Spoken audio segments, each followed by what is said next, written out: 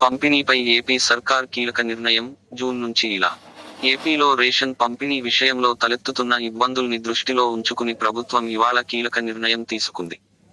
గత వైసీపీ సర్కార్ రేషన్ను నేరుగా ఇంటికే అందించేందుకు వీలుగా ప్రత్యేకంగా వాహనాలను ఏర్పాటు చేసింది. వీటిని కూటమి సర్కార్ రాగానే దాదాపుగా పక్కనబెట్టేసింది. ఇప్పుడు వచ్చే నెల నుంచి రేషన్ పంపిణీ విధానంలో కీలక మార్పులు చేస్తూ ఇవాళ నిర్ణయం తీసుకున్నారు. గత ప్రభుత్వ హయాంలో ఏర్పాటు చేసిన రేషన్ డెలివరీ వాహనాల వల్ల రేషన్ పంపిణీ సక్రమంగా జరగడం లేదని, అందుకే తిరిగి చౌక దుకాణాల్లో రేషన్ ఇచ్చేందుకు ఏర్పాట్లు చేస్తున్నట్లు పౌర సరఫరాల శాఖ మంత్రి నాదెండ్ల మనోహర్ వెల్లడించారు. జూన్ 1 నుంచి ఈ నిర్ణయం అమల్లోకి వస్తుందన్నారు.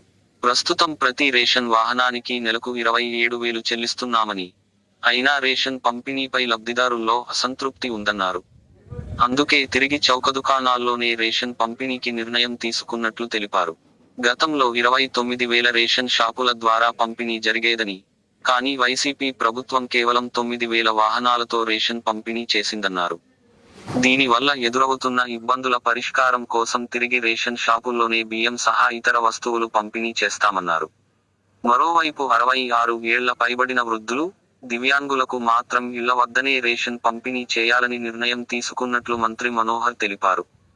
రాష్ట్రంలో జూన్ 1 నుంచి చౌక దుకాణాలు 15వ తేదీ వరకు అందుబాటులో ఉంటాయన్నారు. ఆ సమయంలో రేషన్ను తీసుకోవాలని లబ్ధిదారులకు సూచించారు.